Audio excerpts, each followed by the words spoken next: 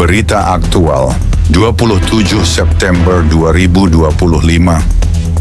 Tel Aviv atau Sana, militer Israel melancarkan serangan udara presisi ke dua pelabuhan penting di wilayah barat Yaman, yakni pelabuhan Hodeidah dan Salif yang dikuasai oleh milisi Houthi. Serangan ini merupakan bagian dari respon langsung terhadap serangkaian serangan Houthi terhadap kapal-kapal dagang dan militer di Laut Merah yang dalam beberapa bulan terakhir meningkat intensitasnya. Menurut pernyataan resmi dari pihak militer Israel, kedua pelabuhan tersebut dipakai sebagai jalur penyelundupan senjata dan logistik dari Iran ke jalur Gaza untuk mendukung kelompok Hamas yang saat ini sedang berada dalam konflik bersenjata dengan Israel. Kami tidak akan tinggal diam saat musuh berusaha mengancam keamanan maritim dan menyuplai teror ke wilayah kami, ujar seorang juru bicara militer Israel. Serangan ini juga dimaksudkan sebagai peringatan keras kepada para pemimpin Houthi. Israel menegaskan bahwa aksi militer akan terus dilanjutkan jika Houthi tidak menghentikan serangan mereka terhadap kepentingan Israel dan Barat di wilayah Laut Merah. Serangan Israel ini terjadi di tengah eskalasi konflik yang lebih luas di kawasan Timur Tengah, di mana Israel juga sedang melakukan operasi besar-besaran di jalur Gaza, khususnya di wilayah Rafah, untuk menghancurkan sisa-sisa kekuatan Hamas dan menyelamatkan para sandera yang masih ditahan sejak serangan 7 Oktober 2023. Situasi ini menandai meluasnya medan pertempuran Israel dari Gaza ke Yaman, sekaligus mempertegas ketegangan geopolitik yang melibatkan Iran, proksinya, dan negara-negara Barat.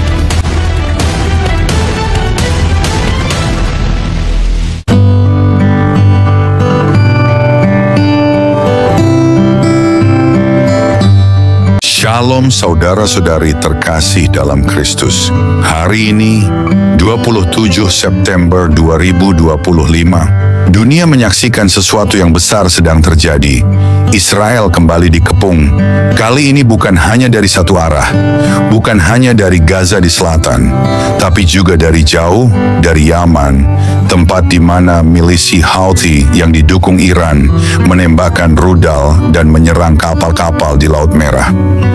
Dan apa yang dilakukan Israel? Mereka tidak tinggal diam. Mereka menyerang balik, menghantam pelabuhan Hodeidah dan Salif yang menjadi pintu masuk senjata Iran ke tangan musuh-musuh Tuhan di Gaza. Tapi saudara, ini lebih dari sekadar konflik militer. Ini adalah penggenapan nubuat. Ini adalah pertempuran antara terang dan gelap, antara bangsa pilihan Tuhan dan kuasa yang ingin menghancurkan mereka.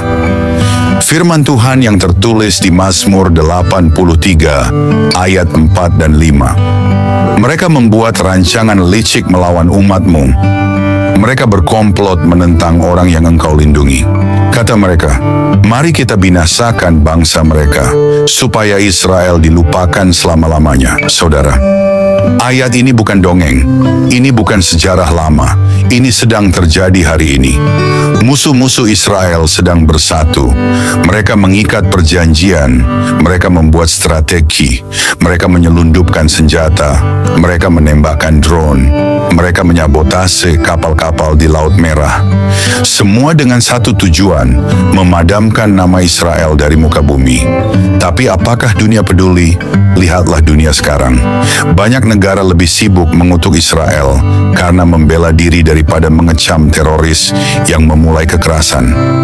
Banyak gereja tidak lagi berdiri untuk Israel.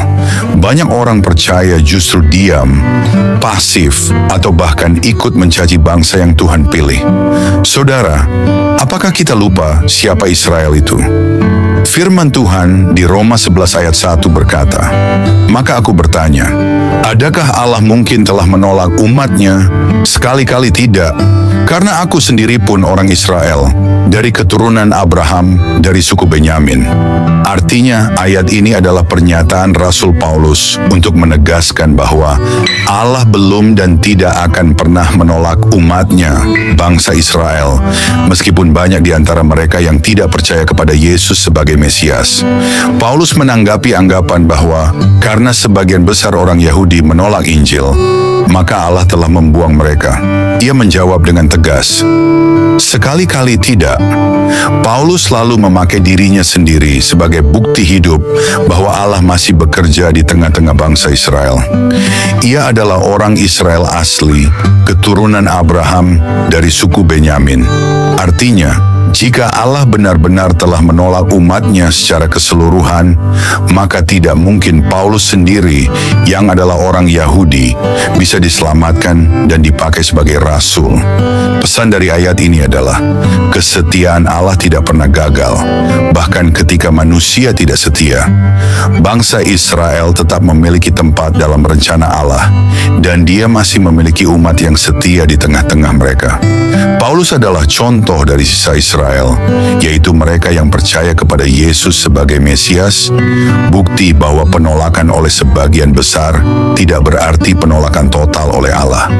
Ini juga menjadi pengingat bahwa Allah bekerja melalui rencana yang lebih besar, dan kasih karunia-Nya tetap tersedia bagi siapapun yang mau percaya, baik orang Yahudi maupun bangsa-bangsa lain. Israel adalah pohon zaitun asli, dan kita bangsa-bangsa lain hanyalah cabang liar yang dicangkokkan ke dalam perjanjian yang sama. Jangan sombong terhadap akar itu, saudara-saudari terkasih. Apa yang sedang terjadi di Timur Tengah bukan kebetulan. Ini bukan hanya politik atau militer. Ini adalah pengadilan ilahi atas bangsa-bangsa yang mengutuk Israel dan menyentuh tanah suci Tuhan. Tuhan sedang bergerak. Langkahnya terdengar di gunung-gunung Bashan, di lembah Yordan, dan sekarang hingga ke pesisir Laut Merah. Dia akan menggoncangkan langit dan bumi demi umatnya. Yoel 3 ayat 2 berkata, Aku akan mengumpulkan segala bangsa dan membawa mereka turun ke lembah Yosafat. Di sana aku akan berperkara dengan mereka, karena umatku, Israel, milikku sendiri, yang telah mereka sebarkan di antara bangsa-bangsa dan mereka membagi-bagi tanahku. Apakah kita sadar, setiap rudal yang dikirim ke Israel bukan hanya serangan terhadap bangsa itu adalah tantangan terhadap Tuhan sendiri. Tuhan sedang memanggil umatnya untuk bangkit. Bukan untuk berperang dengan senjata, tetapi untuk berdiri dalam kebenaran, berdoa bagi Yerusalem, dan tidak malu membela Israel di tengah dunia yang membenci mereka. Dunia akan benci kita. Dunia akan sebut kita fanatik, tapi kita tidak bisa berdiri netral. Tidak dalam saat seperti ini. Saudara, ingat kisah Raja Hizkia saat Yerusalem dikepung oleh pasukan Asyur. Dunia mengira ini akhir dari Israel. Tapi malam itu Tuhan mengirim malaikatnya dan membunuh 185.000 prajurit musuh dalam semalam. Tuhan yang sama masih hidup. Dia tidak berubah, dan Dia akan menunjukkan kemuliaannya lagi atas Israel. Firman Tuhan yang tertulis di Zakaria 12 ayat 9 berkata, Maka pada waktu itu aku berikhtiar untuk memunahkan segala bangsa yang menyerang Yerusalem. Perhatikan baik-baik, Tuhan sendiri yang akan turun tangan. Dia tidak butuh bantuan PBB, tidak butuh diplomasi. Dia akan bergerak dengan tangannya yang kudus. Dunia boleh mencibir, PBB boleh diam, media boleh bias, tapi Tuhan tidak akan tinggal diam. Ketika Israel dikepung, Tuhan akan turun tangan. Ketika musuh datang dari 4 penjuru, Tuhan akan menunjukkan siapa yang menjadi miliknya. Israel bukan bangsa sempurna, tapi mereka adalah bangsa perjanjian. Dan siapa yang memberkati Israel akan diberkati, dan siapa yang mengutuk Israel akan kena kutuk. Itu janji Tuhan, dan Tuhan tidak pernah ingkar janji. Saudara, apa tanggapan kita hari ini? 1. Berdoalah bagi Yerusalem. Jangan biarkan hari-hari ini berlalu tanpa mengangkat suara di hadapan Tuhan. 2. Berdirilah di sisi Israel. Tidak peduli apa kata dunia, berdirilah bersama umat pilihan Tuhan. Ketiga, ingatkan gereja dan saudara seiman. Jangan kita dibutakan oleh narasi dunia. Kebenaran Alkitab harus menjadi kompas kita. 4. Bersiaplah. Jika Israel sedang dikepung, maka kedatangan Mesias semakin dekat. Ini bukan hanya pertempuran Israel, ini pertanda bagi gereja akhir zaman. Akhir kata, bangkitlah gereja Tuhan. Jangan diam lagi, jangan netral. Ini bukan saat untuk kompromi. Ini saat untuk berdiri bersama Israel, berdiri bersama firman, dan berdiri bersama Tuhan.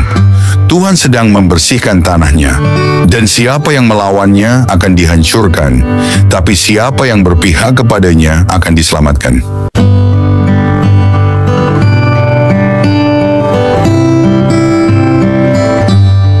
Shalom saudara-saudari terkasih, selamat datang kembali di Renungan Malam God's Voice. Di tengah keheningan malam, ketika dunia mulai terlelap, marilah kita menyediakan hati dan pikiran kita untuk menerima sentuhan kasih Tuhan. Malam ini, biarlah suaranya yang lembut menuntun dan menguatkan kita melewati segala pergumulan yang mungkin belum selesai. Mari kita berdoa. Bapa di surga, terima kasih untuk anugerah-Mu yang tak pernah berhenti menyertai kami sepanjang hari ini. Kini, saat malam tiba, kami datang untuk berdiam di hadapan-Mu. Tuhan, sucikan hati kami, dan biarlah Roh Kudus-Mu hadir, serta berbicara lewat setiap firman yang kami renungkan malam ini. Tolong kami untuk memahami kebenaran-Mu, menerima teguran-Mu, dan dikuatkan oleh kasih-Mu. Kami serahkan waktu ini ke dalam tangan-Mu sepenuhnya. Dalam nama Tuhan Yesus Kristus, kami berdoa. Amin.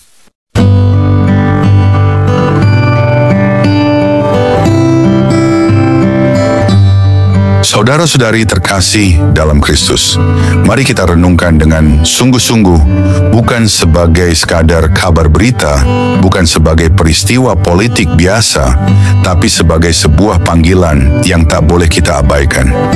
Dunia sedang menyaksikan satu peristiwa besar yang penuh makna ilahi. Israel sedang dikepung, Israel sedang diserang, tapi yang paling penting, Tuhan sedang bergerak. Kita tidak bisa berpura-pura tidak tahu. Kita tidak bisa tetap netral dalam perang rohani dan sejarah ini. Kalau kita diam dan acuh, kita sebenarnya memilih pihak. Dunia hari ini penuh kebingungan, penuh kebohongan, dan penuh pengkhianatan terhadap bangsa pilihan Tuhan. Banyak yang membelokkan fakta, banyak yang menutup mata, dan banyak gereja pun memilih bungkam. Bahkan ada yang justru ikut mengutuk Israel. Tapi kita harus ingat, Israel bukan sekadar sebuah negara, bukan sekadar bangsa yang berdiri di peta dunia. Israel adalah tanah perjanjian, tempat darah para leluhur kita mengalir, tempat janji Tuhan digenapi, dan pusat dari rencana keselamatan Allah bagi seluruh umat manusia. Kita yang percaya harus tahu ini. Ketika Israel diserang, sebenarnya Tuhan sedang diserang. Ketika Israel dikepung, sebenarnya kebenaran sedang diserang. Ketika musuh-musuh Israel merencanakan kehancuran bangsa itu, mereka sedang menantang kekudusan Tuhan sendiri. Tapi saudara-saudari, dengarkan baik-baik, Tuhan tidak pernah terlambat. Tuhan tidak pernah diam. Tuhan tidak pernah kalah. Bahkan ketika dunia menutup mata dan berbalik mengutuk, Tuhan sedang mempersiapkan langkahnya yang dahsyat. Dia sedang menggerakkan tangannya yang kudus, siap menegakkan keadilannya dan menghancurkan siapapun yang berani menentang umat pilihannya. Saudara, peristiwa yang kita lihat saat ini, serangan Israel ke pelabuhan Houthi di Yaman, jalur senjata yang hendak memperkuat musuh Tuhan di Gaza, konspirasi yang terus tumbuh, serta kegelapan yang semakin melingkupi Timur Tengah, semua itu bukan kebetulan. Ini adalah penggenapan nubuat. Ini adalah saat yang telah Tuhan tetapkan sejak semula. Maka kita sebagai umat Tuhan tidak boleh hanya menjadi penonton. Kita harus bangkit. Bangkit dalam doa, bangkit dalam iman, dan bangkit dalam keberanian untuk berdiri bersama Israel. Bayangkan betapa beratnya beban yang dipikul Israel hari ini. Mereka dikepung dari segala penjuru, bukan hanya secara fisik tapi juga secara spiritual dan politik. Mereka dikecam oleh dunia, dikhianati oleh beberapa bangsa yang katanya sekutu, dan diserang oleh musuh-musuh yang tak kenal ampun. Namun di tengah tekanan itu, Israel tetap teguh. Mereka tidak menyerah, mereka tidak mundur, dan mereka tidak akan pernah berhenti berjuang. Karena mereka tahu bahwa mereka tidak berjuang sendirian. Tuhan adalah perisai dan kekuatan mereka. Dan saudara kita pun dipanggil untuk sama-sama berjuang. Bukan dengan senjata, bukan dengan kekerasan, tapi dengan doa yang tak henti, dengan dukungan tanpa putus, dan dengan keberanian untuk bersaksi tentang kebenaran. Kita harus menjadi suara yang berani di tengah dunia yang sunyi. Suara yang mengingatkan bahwa Israel adalah bangsa pilihan Tuhan, bahwa janji Tuhan kepada mereka tidak bisa diubah oleh manusia manapun, dan bahwa masa depan Israel adalah masa depan umat Tuhan di seluruh dunia. Saudara, jika kita berpikir bahwa kita bisa berdiri netral dalam situasi ini, itu adalah ilusi besar, karena kebenaran dan keadilan tidak pernah netral. Kita akan selalu berdiri di salah satu sisi, dan pilihan kita hari ini akan menentukan posisi kita pada saat Tuhan datang kembali. Dunia mungkin akan mencemooh kita. Mereka mungkin akan menuduh kita fanatik atau ekstrem. Tapi jangan pedulikan celaan itu. Kita berdiri bukan karena manusia, tapi karena Tuhan. Kita berdiri karena kita tahu bahwa kasih dan kesetiaan Tuhan kepada Israel adalah kekal. Ingatlah, sejarah menunjukkan banyak kali Israel hampir punah, dikepung, dan diserang habis-habisan. Namun setiap kali Tuhan mengangkat tangannya untuk melindungi dan menyelamatkan mereka. Malam yang gelap selalu diikuti dengan fajar yang gemilang. Setiap kejatuhan Israel selalu berujung pada kebangkitan yang dahsyat. Dan saat ini, kita sedang menyaksikan fase baru dari kebangkitan itu. Tuhan sedang memanggil kita untuk bangkit bersama. Ini bukan waktu untuk diam, bukan waktu untuk takut, bukan waktu untuk bersembunyi. Ini waktu untuk berkata dengan tegas, "Aku berdiri bersama Israel. Aku berdiri bersama umat pilihan Tuhan. Aku berdiri bersama kebenaran." Bersiaplah saudara-saudari, karena pertolongan Tuhan sedang mendekat. Dia sedang menyiapkan kemenangan bagi umatnya. Dia sedang menggerakkan segala sesuatu yang ada di langit dan di bumi untuk menegakkan kehendaknya.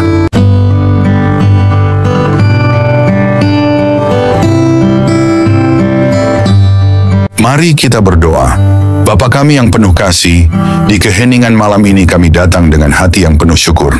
Setelah melewati satu hari yang penuh kesibukan, kami ingin berhenti sejenak, mengangkat mata kami ke surga, dan mengucapkan terima kasih kepadamu. Terima kasih Tuhan untuk nafas kehidupan yang Engkau berikan sejak fajar menyingsing. Terima kasih untuk setiap langkah yang dapat kami jalani, untuk setiap tugas yang dapat kami selesaikan, dan untuk setiap perjumpaan yang Kau izinkan terjadi hari ini. Bahkan di tengah kelelahan, kami melihat kebaikan-Mu menyertai kami dalam setiap detik kehidupan. Di malam yang hening ini, kami datang kepadamu dengan hati yang terbuka dan jiwa yang haus akan hadirat-Mu. Setelah mendengar firman-Mu yang hidup, kami terdiam dalam kekaguman. Betapa besarnya kasih-Mu, betapa dalamnya belas kasihan-Mu yang tak berkesudahan. Tuhan, malam ini kami menyerahkan seluruh isi hati kami di hadapan tahta-Mu. Segala beban yang kami pikul, segala luka yang tersembunyi, setiap dosa yang begitu sering kami abaikan, kami letakkan semuanya di kaki-Mu. Ajari kami untuk tidak lagi berpaling. Ajari kami untuk mencintai-Mu dengan segenap hati, segenap jiwa, segenap akal budi kami. Tuhan, malam ini kami tidak ingin hanya menjadi pendengar. Biarlah firman-Mu mengakar dalam hidup kami, menembus kerasnya hati kami, membangkitkan jiwa kami yang lesu, dan membakar roh kami dengan api dari surga. Jika ada jalan dalam hidup kami yang bengkok, luruskanlah Tuhan. Jika ada bagian hati kami yang beku, cairkanlah dengan kasih-Mu. Jika ada keputusan yang salah, tuntunlah kami kembali ke jalan kebenaran. Ya Tuhan, dalam keheningan malam ini, kami rindu berpisik di hadapan-Mu. Ambillah seluruh hidup kami, bentuklah kami seturut gambar-Mu. Jadikan hidup kami alat bagi kemuliaan-Mu, bukan untuk ambisi kami sendiri.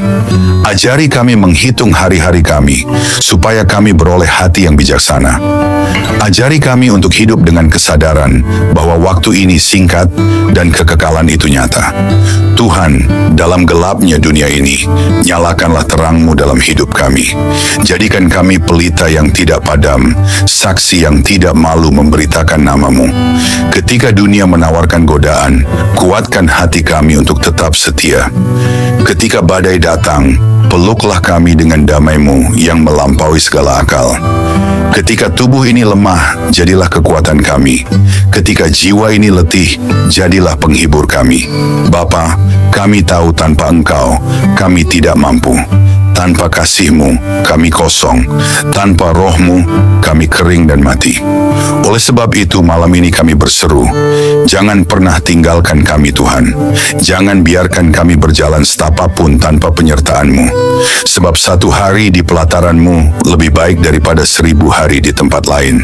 Tuhan, mungkin ada banyak hal yang belum sempurna, banyak rencana yang belum tercapai, tetapi malam ini kami memilih untuk bersyukur.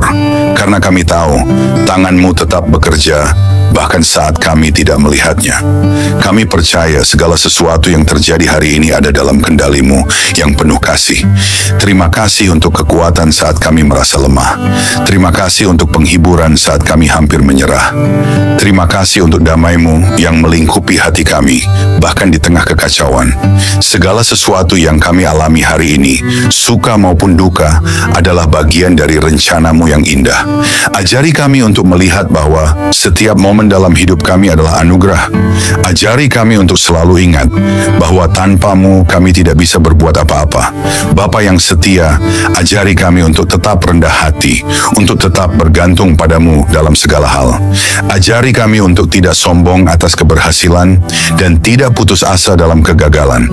Kini saat malam melingkupi kami, biarlah hadirat-Mu menjadi naungan kami. Berikanlah tidur yang penuh damai dan bangunkan kami esok hari dengan semangat baru untuk hidup hanya bagi-Mu. Hingga hari itu tiba, saat kami bertemu muka dengan-Mu dalam kemuliaan kekal, biarlah setiap hari hidup kami menjadi nyanyian pujian yang harum di hadapan tahta-Mu. Dalam nama Yesus Kristus, Tuhan dan Juru Selamat kami yang hidup, kami menutup hari ini dengan penuh syukur dan pengharapan. Amin. Saudara-saudari terkasih, sebelum kita menutup hari ini, mari kita datang dengan kerendahan hati di hadapan Tuhan. Kita mengangkat suara, mengangkat hati, dan dengan penuh iman, kita berdoa sebagaimana Tuhan Yesus sendiri mengajarkan kita. Mari kita ucapkan bersama, doa Bapa kami. Bapa kami yang di sorga, dikuduskanlah nama-Mu, datanglah kerajaan-Mu, jadilah kehendak-Mu di bumi, seperti di sorga. Berikanlah kami pada hari ini makanan kami yang secukupnya, dan ampunilah kami akan kesalahan kami, seperti kami juga mengampuni orang yang bersalah kepada kami. Dan janganlah membawa kami ke dalam pencobaan, tetapi lepaskanlah kami daripada yang jahat. Karena Engkaulah yang mempunyai kerajaan, dan kuasa, dan kemuliaan sampai selama-lamanya. Tuhan memberkati engkau dan melindungi engkau. Tuhan menyinari engkau dengan wajah-Nya dan memberi engkau kasih karunia. Tuhan menghadapkan wajah-Nya kepadamu dan memberi engkau damai sejahtera. Amin.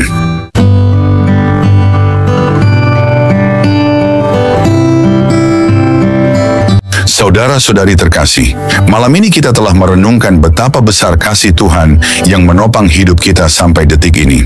Biarlah setiap kebenaran yang telah kita dengar tidak berhenti hanya di telinga, tetapi bertumbuh di hati, mengubah hidup kita hari demi hari, hingga kita menjadi serupa dengan Kristus, Sang Terang Dunia.